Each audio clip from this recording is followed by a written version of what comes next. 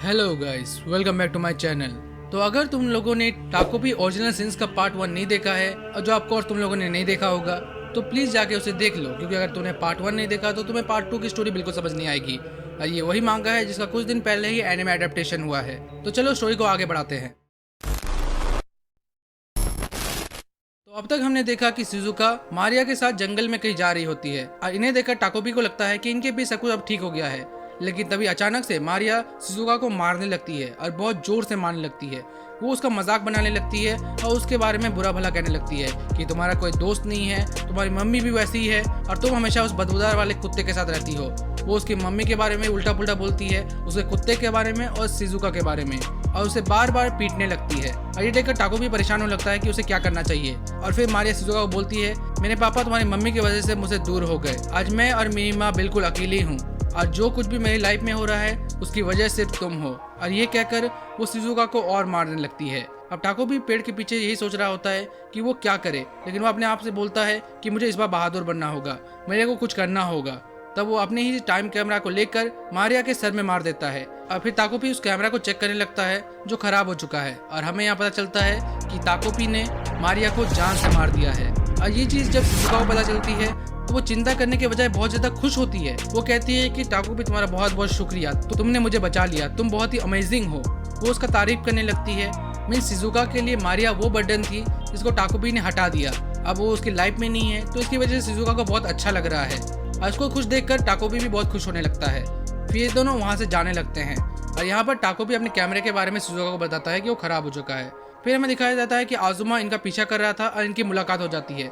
और यहाँ पर वो शिजुका और टाकोपी को देखकर पूरा हैरान हो जाता है क्योंकि उनके बॉडी में ब्लड लगा हुआ है और वो समझ नहीं पाता कि यहाँ पर क्या हुआ। और फिर शिजुका बताती है कि उन्होंने मारिया को जान से मार दिया है। और ये सुनकर आजुमा बिल्कुल विश्वास नहीं करता कि शिजुका ने किसी को जान से मार दिया है।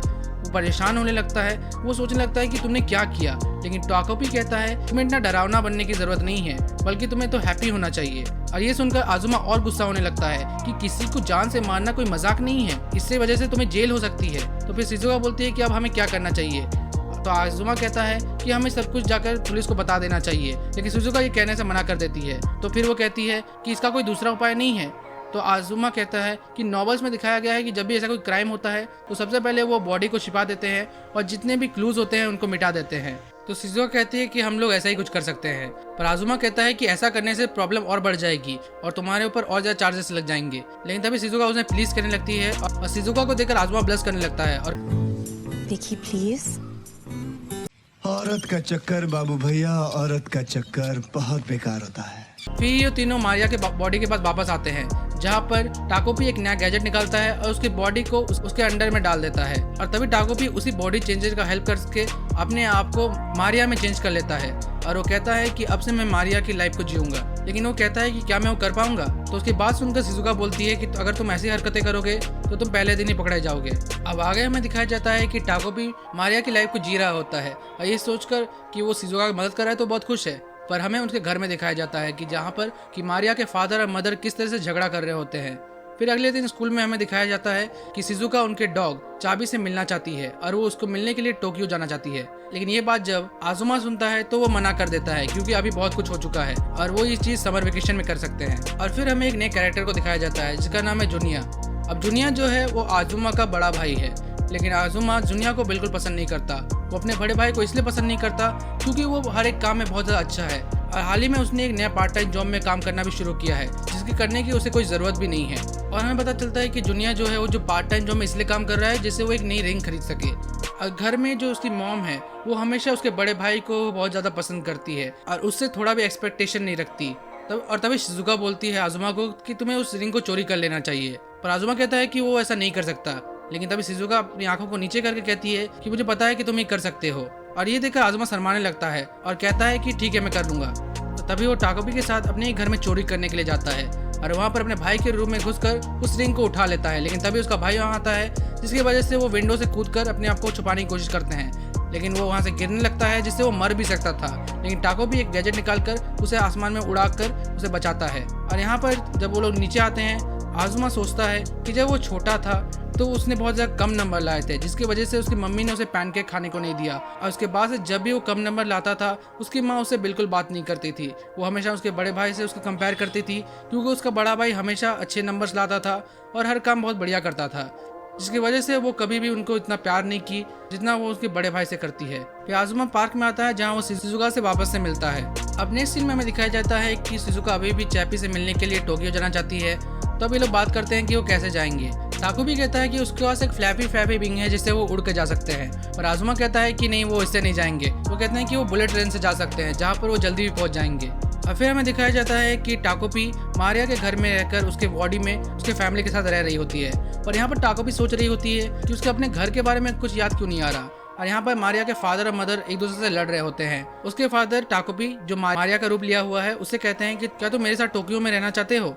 तो ये सुनकर टाकोपी बहुत खुश हो जाता है, क्योंकि शिजुका भी टोक्यो ही जाना चाहती है, तो वो उन्हें हाँ कह देता है। फिर अगले दिन हमें दिखाया जाता है कि टाको भी बहुत ज़्यादा खुश है कि वो टोक्यो जा सकती है, क्योंकि शिजुका भी वही जाने वाली है, और वो भी समर वेकेशन से पहले। लेकिन तभी उसके मदर वहाँ आती है और वहाँ पर वो टाकोपी को मारने लगती है। वो रोने लगती है और गुस्सा होने लगती है कि वो बदल चुकी है, वो उनके साइड नहीं लेती, वो अपने फादर के साथ जाना चाहती है, और ये कहकर वो उसे मारने लगती है। वो बार बार ये कहने लगती है कि तुम मेरी बेटी नहीं हो, मुझे मेरी मारिया वापस चाहिए। और ये कहकर वो रोते रोते उसके ऊपर रिमोट से मारने जैसे आगे बढ़ती है, तो वो ये नहीं कर पाती क्योंकि उसकी बॉडी बहुत ज़्यादा वीक हो चुकी है। और वो रोते रोते ये कहती है कि उसे अपनी बेटी वापस चाहिए, तुम जो कोई भी हो प्लीज़ मेरे को मेरी बेटी वापस कर दो।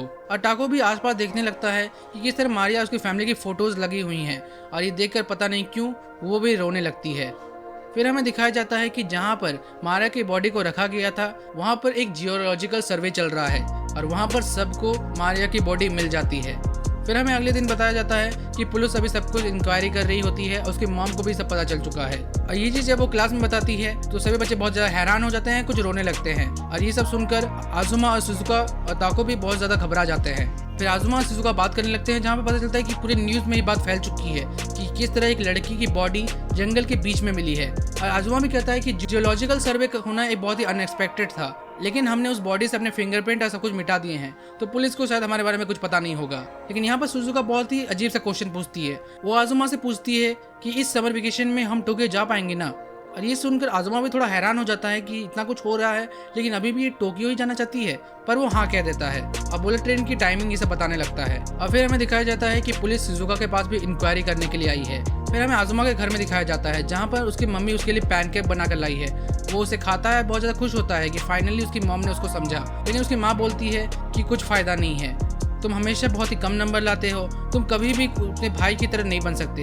ये जानकर कि मैं तुम दोनों के लिए सेम रूटीन का खाना बनाती हूँ, सेम चीज़ें करती हूँ, इसके बाद भी तुम पता नहीं अपने भाई से इतने अलग क्यों हो। अब मैं भी समझ गई हूँ कि इतना कुछ करने का कोई फ़ायदा नहीं है, इसीलिए तुम आपसे जितने चाहो उतने पैनकेक खा सकते हो। इनडायरेक्टली कि वो अपने बेटे पर गिव अप कर चुकी है। और फिर हमें पार्क में दिखाया जाता है कि आजुमा यहाँ पर कितना उदास है, लेकिन तभी वहाँ शिजुका आती है।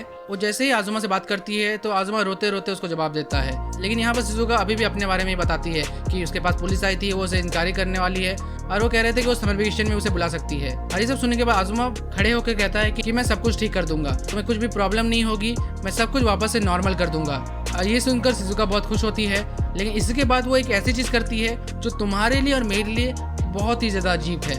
वो उसी कैमरा को बाहर निकालती है जिससे टाकोपी ने मारिया को मारा था, और वो कहती है कि क्या तुम इसका कुछ कर सकते हो। और यहीं पर पार्ट 2 भी खत्म हो जाता है। तो हाँ, ये थी वीडियो। तो अब तक हमने देखा कि शिजुका ने मारिया से पीछे छुड़ा दिया है, लेकिन यहीं पर हमें देखने को मिल रहा है कि शिजुका अपने लिए कितनी ज़्यादा सेल्फिश हो गई है। मीन्स वो है तो बच्ची ही, लेकिन वो सिर्फ आजुमा का अभी यूज़ कर रही है। अब आने वाले चैप्टर में क्या होगा वो तो तुम्हें पता चलेगा ही फ्यूचर में। लेकिन ये थी वीडियो। अगर तुम्हें वीडियो अच्छा लगा है तो इस वीडियो को लाइक करो, चैनल को सब्सक्राइब करो। मैं इसका पार्ट 3 जल्दी लाऊंगा। तब तक के लिए बाय।